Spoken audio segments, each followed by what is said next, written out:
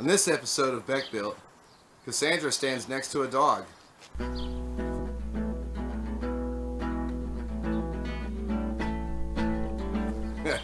No, but seriously, so we've been clearing out the yard, cleaning the yard all day and pushing stuff back and making all of this real estate available. And why are we making this real estate available, you ask? Because we bought a car. Yeah! We bought another car. What car did we buy? We bought a 1976 Chevy Nova 2-door hatchback. That's an alright car to buy. Yeah, it's pretty and cool. This one's nowhere near as rusty as the last one I drug home, huh? Well, there's rust, but it's like small pockets of rust. Little bits of rust. And there's one Bondo spot, which I didn't know about until I saw it in person. Whatever. Yeah. Fix it better than I it was a surprise. Before. So we still have to move the green bastard sitting out here in our way, and we're airing up the tire on Rusty, because we're going to use him as our tractor today to move things around. Let me show you this car. Let's see.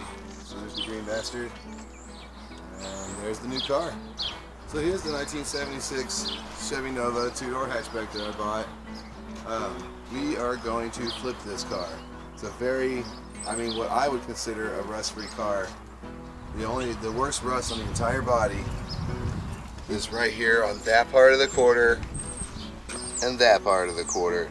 The rest of the car is surprisingly solid, and it's just surface rust when you sand it out. It has no interior, but we have all the interior, if that makes sense. See, there's a brand new instrument cluster for it and a brand new dash mat. I'm probably not going to use these seats, but there's a treated gas tank. This car has no engine and transmission, but look how solid the floors are. Real solid on that side, and we just have a couple of real small pieces of Swiss cheese to fix on this side. No bigger than the 2-inch patch panel. Yeah, I've heard that before. You better shut your mouth. Yeah, Nova. Nova. That's the new emblem. That means no go in Spanish. That's one of the newer emblems we gotta put on it. Cool. Alright. What I do like about this car is that it's unmolested. Whoever removed this engine they just removed it. I hope y'all can hear me. Baby, where you going? Come here. Whoever removed this engine did a good job. They didn't go hacking nothing up. They left everything exactly the way it should be.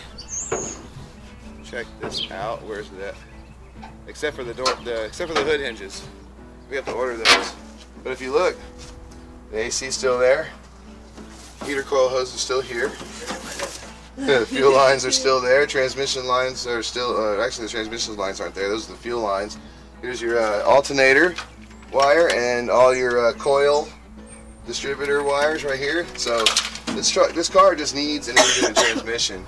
We're going to give it the works. We're going to sand this thing down inside out, fix all the patch metal that needs to be fixed, and we're going satin black. And well, basically we're doing what I always wanted to do.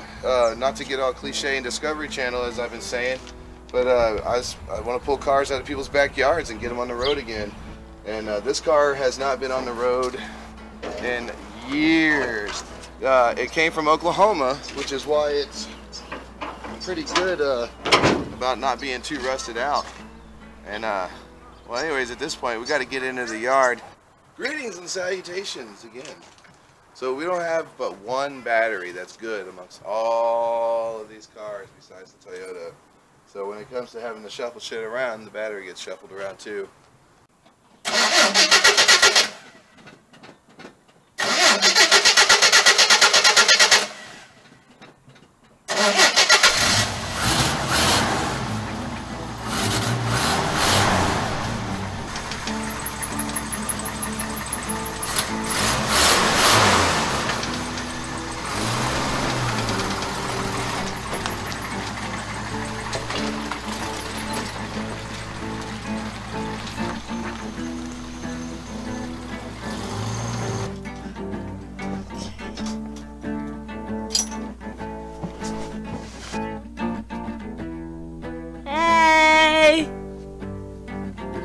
Okay, hold on.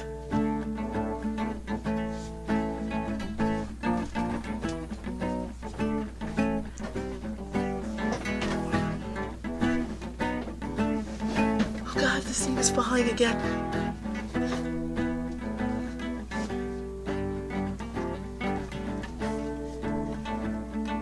Let's try to, oh, brake. Walk backwards. Nice. And we're in. That was pretty easy. Alright, oh, the seat just fell again. Alright, I gotta put you guys down. Bye.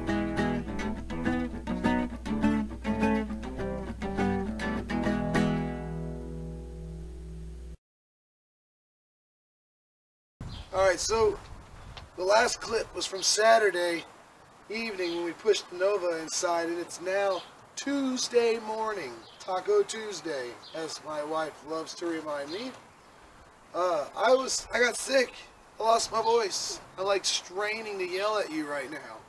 But as you can see, I'm standing where the Porsche 928 Lemons car used to be. That was a big washout because I seemed to be the only one who was even interested in really doing it besides Cassandra.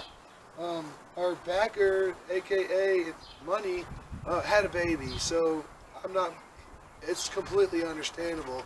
But the car's gone, it's been sold, it's actually going to somebody who's going to rewire and try to rebuild everything on it and keep it alive and on the street. And I would rather sell a car for next to nothing to someone who's going to do that than to try to get as much for it as I can for scrap.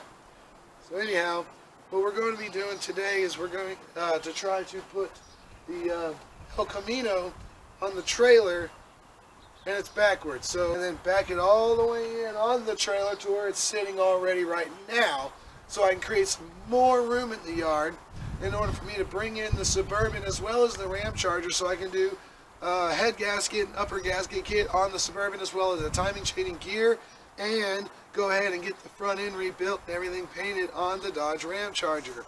Those are definitely videos to be coming up. So let's get something started. So I think what I'm going to have to do is jack up the car, starting in the rear as high as I can get it, and stack it on blocks on the frame and try to back the trailer up underneath the car. I got one set of blocks underneath it already, and the jack's sitting on a 2x12 because of course the plywood I had the car sitting on rotted a long time ago. But it did help keep the car from sinking into the ground, which is why I always do it. So I'm going to try to attempt to jack this up even more and get another set of blocks underneath the wheels to possibly get the wheels level with the rear of the trailer. So when I back the trailer up to the wheels, I can just hook the winch up to it and start dragging it.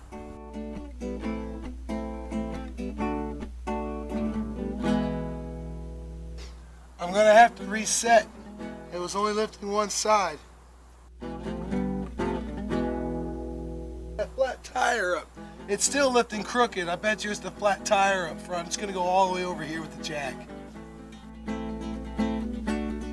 So many spiders.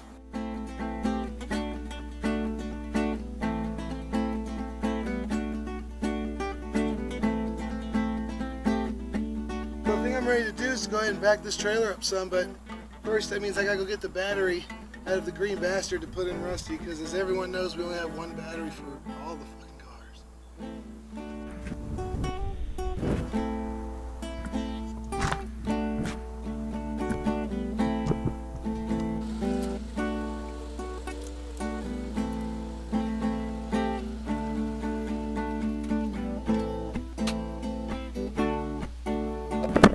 That wasn't too bad at all, was it? Let's see if we can get that winch hooked up. So I got, oh God, my back. Sorry, I don't feel that great, but it made it up to a 4-inch lump with the winch. And I gotta pull it the rest of the way up. I got a flat tire up on the front driver's side. It's gonna make things a big pain in the D when I get to that point. But I'm gonna have to jack up and block the front tires at some point. What I'll end up doing is start ramping once there's plenty of room to set ramps up back there. But I'm using all my wood up just to hold the damn thing up.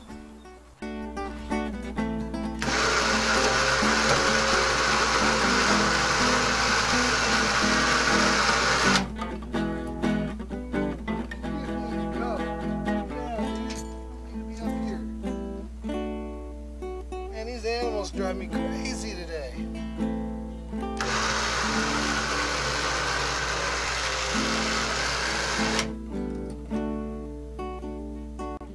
I think it's a safe bet to go ahead and start setting up these ramps. Sometimes I forget what I have here. Look, I got big old wide pieces of 2x12 that are making beautiful ramps. I've been struggling for months for nothing. I didn't know I even had this stuff. Alright, so let's get cranking here.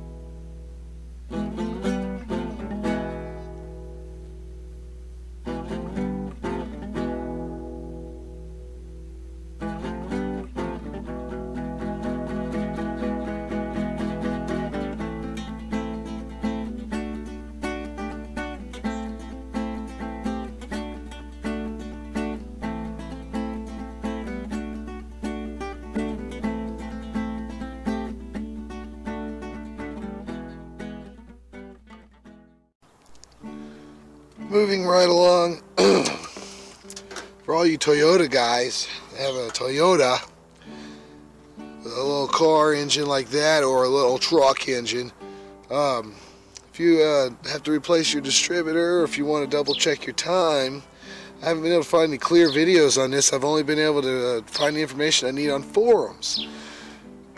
So here's what I've got to show you. First of all, you can get your check engine light. It's hard to see that stuff, but if you look at this diagram here, let's see if we can get to focus. Oh, no. Alright, well, it's hard to see, but if you look right here, that's where your E1, where it says E1, that's your top right hand corner of this box of square here, and then your TE1, which you can't see, is right there in the middle. If you jump those two with a wire like this hill, let me show you what happens. So now you come into your car. Oh crap, can't get my keys off. Nothing, there we go. So you get in your car, turn it to the on position, go ahead and start it. Now, the check engine light, I got 4 flashes, then 1, which represents a code 41 that I have to go look up and see what's wrong with this car. And it's going to repeat itself while it's doing that. But right now, it's like in diagnostic mode. This is when you set your timing. I've been having terrible gas mileage issues because I can't figure out the time by ear on this car, because no matter what position of the timing I put it in, it runs smooth. It's just, it's either strong at one point and weak at another point, or it'll be strong at first and then 2 days later it gets weak again. So what I'm doing today is I jumped the 2 points on the diagnostic plug, put it in the diagnostic mode, and now I'm going to make sure that the timing is set for 10 degrees. Okay, so I have my TE1, where'd it go? TE1 and my E1 jumped, which makes my check engine light flash a code. We're running. I got my power to my strobe, timing light, there you go. There it goes. There, you can't even, camera can barely pick it up. So the timing marks on these things are just a tiny little notch that are on the wheel, but let's see if I can get you in there. Well, I can't even see what I'm looking at. Oh, way over here. There we are. I don't know if you can see that, but I'm dead on 10 degrees where it needs to be, so I'm not going to do anything to it. The code that I read off, code 41 on the Toyota, is a throttle position sensor, which I've changed once, but I've always had issues with it. So I guess I need to see what's going on with that. Alright guys, check it out. I got a surprise for you. I got a motor for the Chevy Nova already. Well, bam, and it's sitting in the trunk of the Toyota. What the fuck is this shit? I bet you I'm the only one in New Orleans today that got a Chevy 350 in the trunk of a 1990 Toyota Camry. Look at this. Oh, that dude kept all of his bolts. Luckily, I got some of these. What a little shyster. The man was a bit cheap. He took me a little bit, but not really, because if I were to try to buy all of this belt assembly separated, it'd end up costing me that much. And I got long tube headers too for the car. So we literally got, and a starter. We literally have everything we need, but and also I already have an intake, so all I need is a carburetor. And it looks like a distributor, and this thing is going to be a running engine. And I think I actually have a distributor too. Oh, this is great. But anyways, I just wanted to show you all the engine. I'm going to be fluffing, putting a new Felpro gasket kit, a new timing chain, and oil pump on it before I stick it into the Nova. I just thought y'all guys needed to see this freaking engine sit in the back of this tiny little car.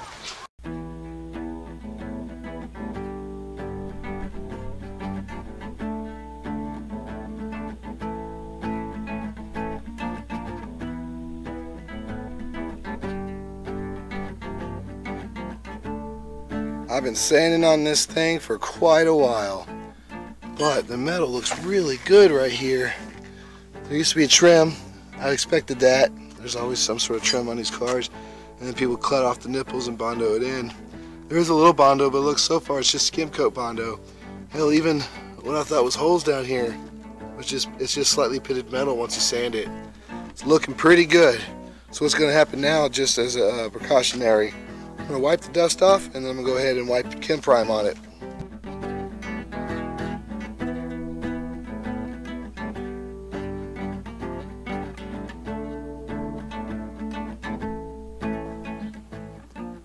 Got a good bit of sanding done. A good bit of sanding done. And I've only found little tiny holes so far. Then I get over here. I wish I would have recorded it. This isn't even as thick as it was. It was literally right here, a ½ inch thick. See the drill marks? There's a dent here. Look how deep those marks are, those gouges are. Put my finger in there. Oh man. So this is a ½ inch to a ¼ inch of Bondo right here in this quarter panel. So I'll have to rip it all off and see how bad it is. Yeah, man, how cool is that? There's our new car. That's going to conclude this episode of BeckBuilt. I'm going to try to love what I do. Y'all have fun. 20 minutes of nothing is 20 minutes of nothing. You just wasted your life watching 20 minutes of nothing. It's not smoking crack, but you can't get it back. You just wasted your life watching 20 minutes of nothing. Thought it was something, my 20 minutes of nothing. It'll improve your life, my 20 minutes of nothing. In the comments below, that's where your opinion goes. And you can tell me all about my 20 minutes of nothing.